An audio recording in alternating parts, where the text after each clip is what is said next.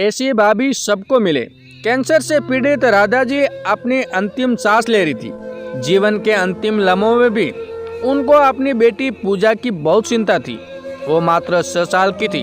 अपनी कैंसर की बीमारी के चलते राधा जी ने अपने बेटे रोहन की शादी भी जल्दी कर दी। बहू गीता घर आ गई। 3 साल से कैंसर की बीमारी से लड़ते लड़ते आज वो अंतिम घड़ी आ गई। उन्होंने गीता को बोला, बेटा तुम पूजा का ध्यान रखना, कहकर वो सवरग सिधार गई। उनके जाने के बाद सभी लोगों का घर में रो रो कर बुरा हाल था।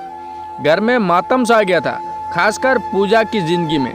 पिताजी जिनका 2 साल पहले ही स्वर्गवास हो चुका था, अब तो पूजा की जिंदगी बिल्कुल वीरान हो चुकी थी। वो नन्ही सी जान बिल्कुल मायूस व अकेली पड़ गई।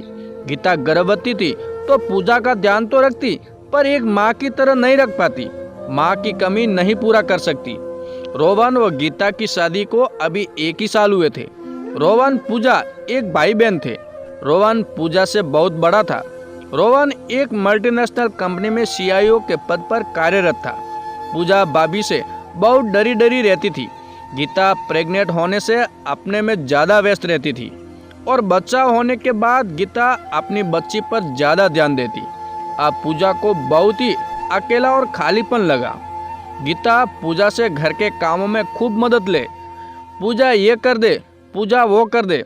उसने पढ़ने का मौका भी न दे। पर पूजा पढ़ने में बहुत होशियार थी।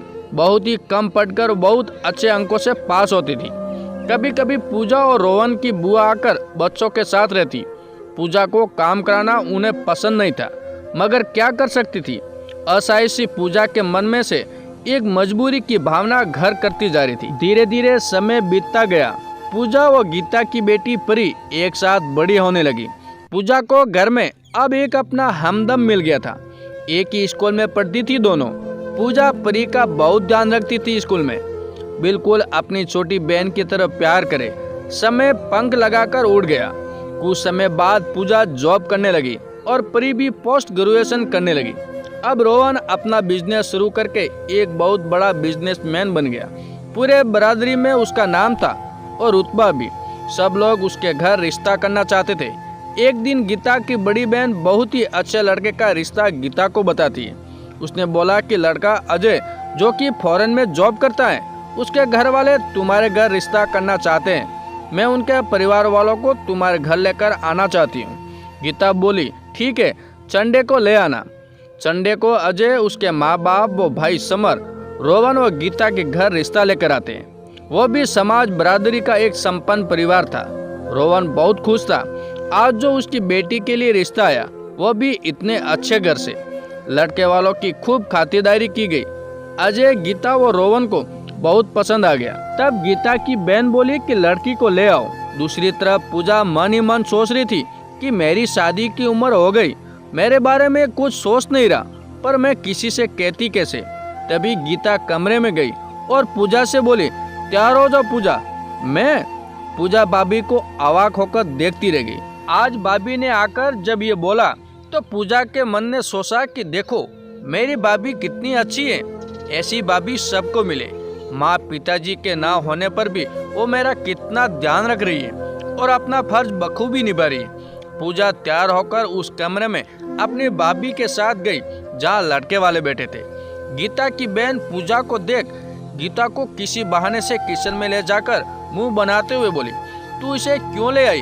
अरे ये रिश्ता तो मैं परी के लिए लाई थी। दीदी, पूजा मेरी बेटी जैसी ही है। पहले मैं इसके ये हाथ पीले करूंगी। आपने कैसे सोचा कि मैं पहले परी की शादी करूंगी? पर गीता, ये तो बहुत ही अच्छा रिश्ता है। हाँ मुझे पता है दीदी, लेकिन मैंने पूजा की जिम्मेदारी ली है, इसको मैं अच्छे से निभाऊंगी। तभी पूजा किचन में आ जाती है और उनकी बातें सुनकर आज अपने आंखों में आंसू आने से नहीं रोक पाई और बोली, भाभी आप कितनी अच्छी हो। कई बार कहते कहते चुप हो गई। हाँ बोलो पूजा। भाभी कुछ नहीं, बताओ बेटा। आज न जाने कैसे पूजा भाभी के अपनेपन से बाबू को अपने मन की सब बातें भाभी को बता देना चाहती थी। उसने बोला, आप कई बार मुझसे प्यार से ना बोलो और घर के काम कराए, वो मुझे अच्छा नहीं लगता था। आज तक मुझे ये लगता था शायद आप मुझसे ज़्यादा स्नेह नहीं रखती, पर मैं वहाँ गलत थी शायद, कहकर पूजा रोने लगी। गीता, पूजा की नादानी पर हंसती हुई बोली, बेटा घर में बच्चों को माँ बाप को या घर के बड़ों को ही काम सिखाना होता है। मैं तो चाहती थी तुम्हें और परी को घर के सारे काम आए। तुम बड़ी थी इसलिए मैं तुमको ही ज्यादा काम के लिए बोलती थी। नादान पूजा को अपनी भाभी का काम करवाने का कारण समझ में आ गया और वो भाभी के गले लग के फिर चुबकने लगी।